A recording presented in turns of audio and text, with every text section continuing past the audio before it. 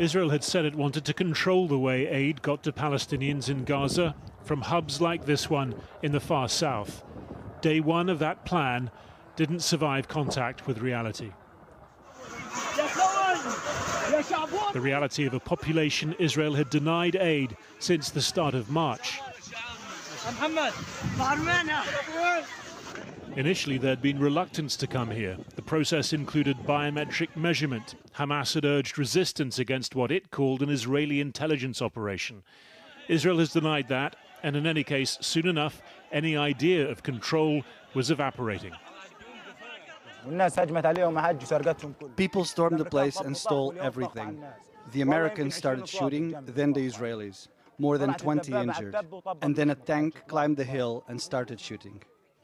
Each box is supposed to contain enough for nearly 60 meals, prompting some disbelief today.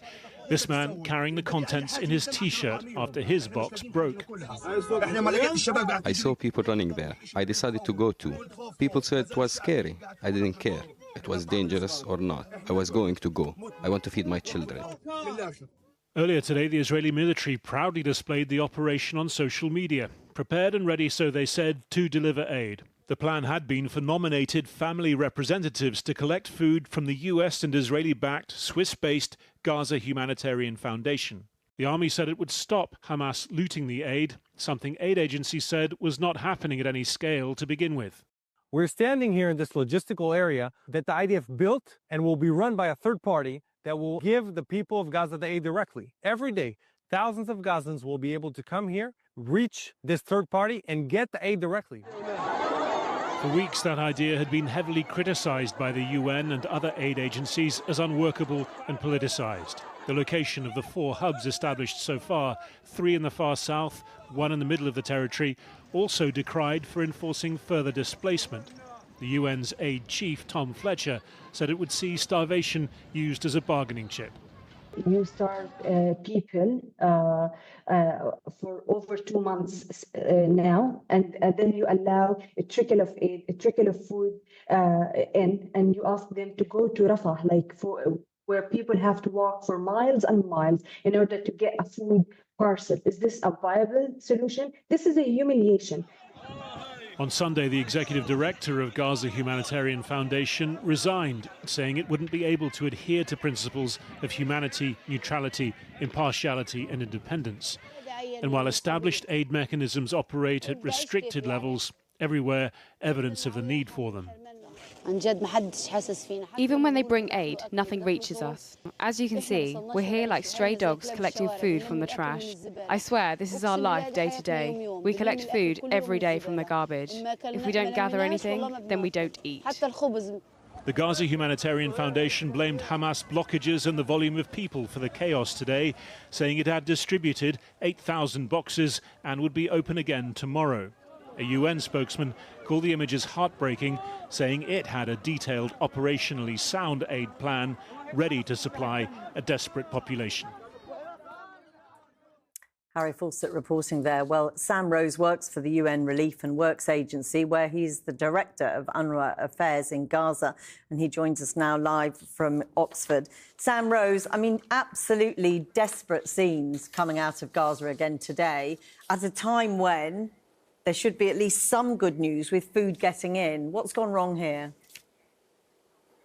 Yeah, I mean, as you say, this is so distressing.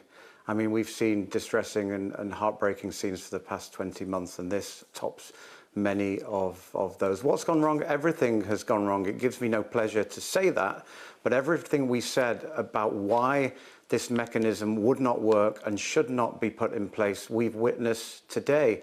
The complete humiliation and dehumanization of a hungry, scared, injured, exhausted population, the corralling of humans into what can only be described as cattle pens in Rafah, massive overcrowding, no supply to meet the demand, no proper distribution networks. It's harrowing and it's heartbreaking, and it was completely avoidable, and it is completely avoidable if we're allowed to do our work. I mean, is it possible that this just is an illustration of people who are starving? You say, you know, the supply didn't meet demand. perhaps over the next few days and weeks it will, because many people would say it doesn't matter where the aid comes from, who delivers it, as long as it gets in there. Well, the United Nations showed during the ceasefire that we have the ability to deliver aid safely, at scale, to reach people where they are.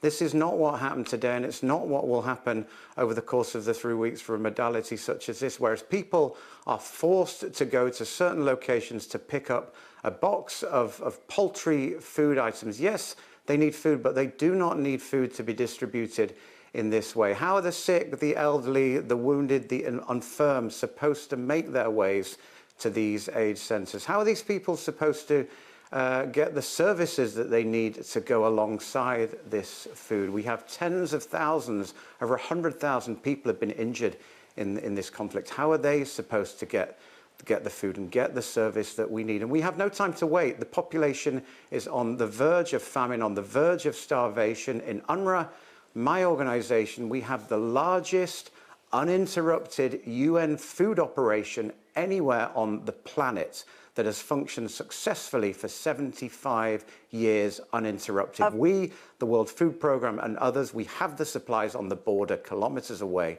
Let us get them in and let us distribute to people where they are. You will be familiar with the argument from the Israeli government, which said a new system of delivering aid was needed because they, as they have consistently claimed, Hamas are stealing the aid. What's your response to that?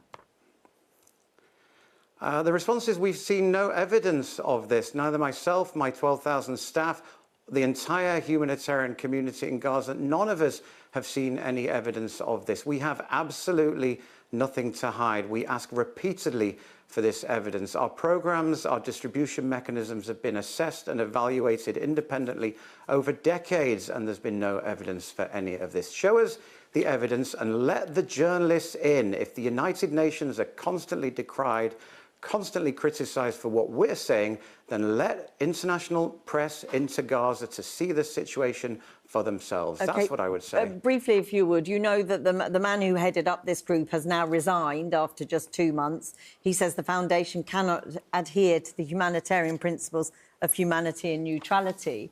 What happens now in terms of getting aid in? Should the foundation keep going in tandem with the work that you're doing?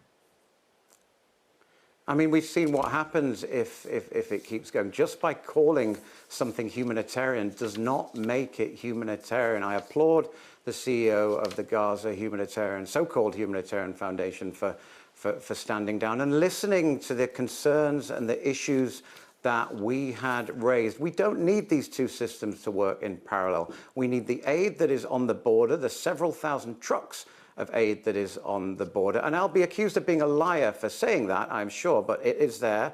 Believe me, we need to be allowed to get that in. In 4 days during the ceasefire, my organisation, UNRWA, we distributed food to 1 million people. That's what's needed for these people who are facing famine and starvation. Sam Rose, going to have to end it there, but thank you very much for speaking to us.